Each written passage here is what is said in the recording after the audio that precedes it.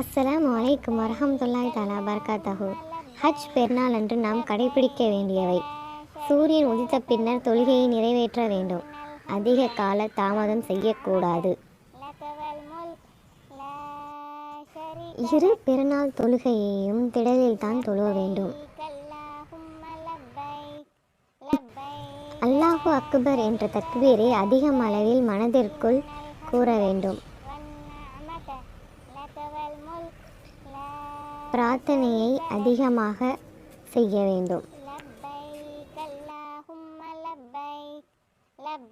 பெண்களும் தொழும் திடலுக்கு கட்டாயம் வர வேண்டும். மாதவிடாய் பெண்களும் கட்டாயம் திடலுக்கு வர வேண்டும்.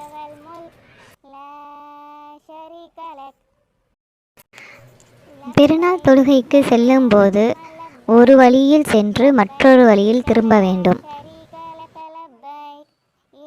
தொழுகைக்கு பிறகுதான் சாப்பிட வேண்டும். இரு பெருநாள் தொழுகைக்கும் முன்பின் சுன்னத் கிடையாது. இரு பெருநாள் தொழுகைக்கும் மற்ற தொழுகையைப் போல் பாங்கு இகாமத் கிடையாது. முதல் ரக்காயத்தில் 7 தக்பீர்களும் இரண்டாம் ரக்காயத்தில் 5 தக்பீர்களும் மொத்தமாக 12 தக்பீர்கள் கட்டி தொழுவ வேண்டும். இன்ஷா அல்லாஹ் அனைத்து முஸ்லிம்களும் இந்த தியாக திருநாளை நல்ல முறையில் கொண்டாடுவோமாக. ஆமீன்.